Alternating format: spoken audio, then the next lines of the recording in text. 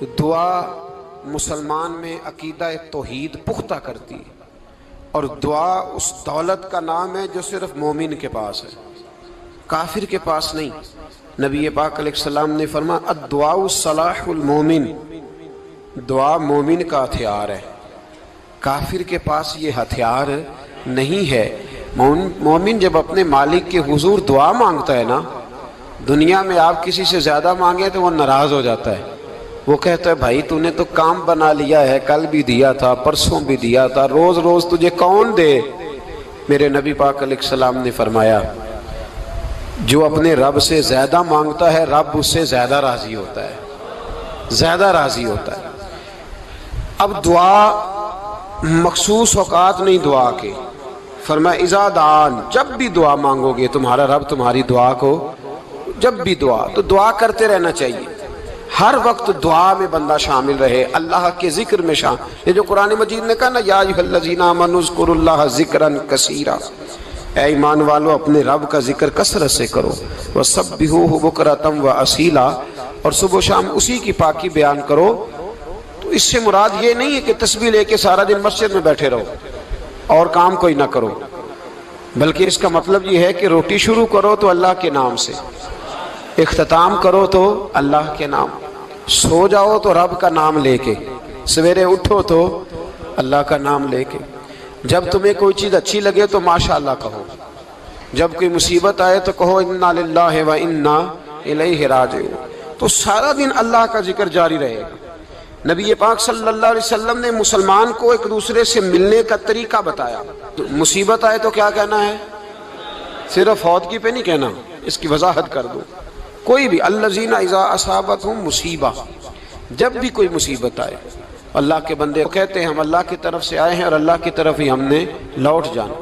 تو میرے عزیز ہر وقت اللہ کا ذکر جاری رہے گا، ہر وقت زبان پہ رب کریم کا۔ دیکھیں نا نبی پاک علیہ السلام نے ہمیں ملاقات کا طریقہ بتایا۔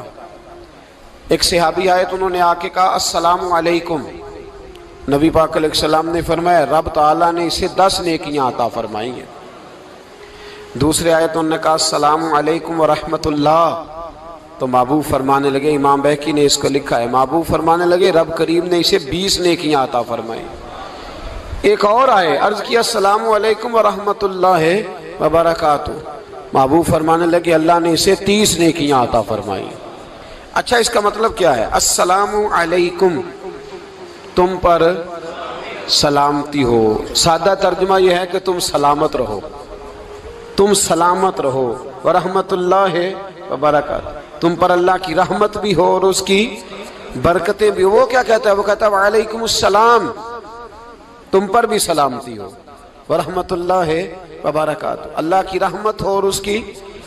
یہ جو مسنون دعائیں ہیں نا، جو حضور نے ہمیں دعائیں سکھائی ہر موقع پہ، ان کا کمال دیکھیے۔ اب ایک مسلمان نے آتے کہا السلام علیکم، اس کا مطلب کیا ہے؟ تم پر۔ اب وہ جھگڑا کرے گا، اسے مارے گا، اس کا مال چھینے گا؟ اس نے تو آتے ہی کہا ہے تم پر سلامتی ہو۔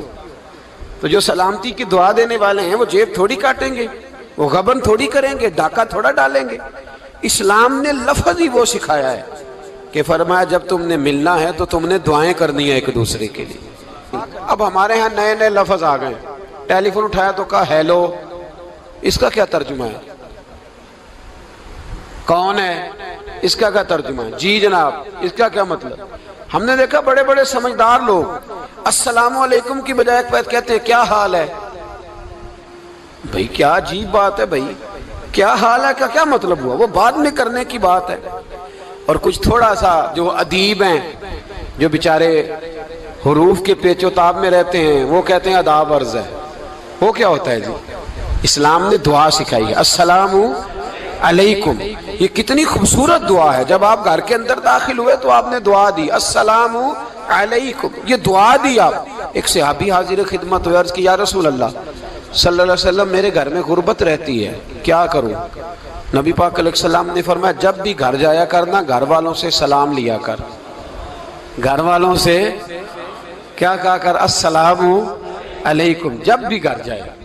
یعنی گھر آیا، اب گھر والوں نے بتایا کہ ماچس کی ڈبیا تو لے آؤ۔ اب یہ دکان کونے پہ تھی گھر والے پہ، وہاں سے ماچس کی ڈبیا لے کے واپس گیا تو کہنے لگا السلام علیکم. پھر گھر والوں نے کہا ہو بتانا یاد ہی نہیں رہا، چینی بھی ختم ہو گئی ہے. تو یہ پھر گیا چینی لینے، لوٹ کے آیا تو کیا کہا؟ جب اللہ چاہتا ہے تو کہے، جب اللہ کے رسول چاہتے ہیں تو کہے. اس کا ترجمہ یہ ہے کہ تو کہہ، تو سلام لے. اللہ رسول چاہ رہے ہیں کہ تو سلام لے تاکہ تیرے گھر میں سلامتیاں ڈال دی جائیں. تو فرمایا سلام لینی ہے تو نے، اور ساتھ تو نے اس طرح کرنا ہے کہ 3 دفعہ سورۃ اخلاص کو پڑھنا ہے. امام قرطبی نے اس کو لکھا ہے. اس نے کہا حضور غربت بڑی ہے. غربت بڑی ہے تو کہ وظیفہ بتائیں. فرمایا جب بھی گھر جاؤ سلام لو اور 3 دفعہ سورۃ اخلاص پڑھو. وہ صحابی کہتے ہیں میں پکا ہو گیا.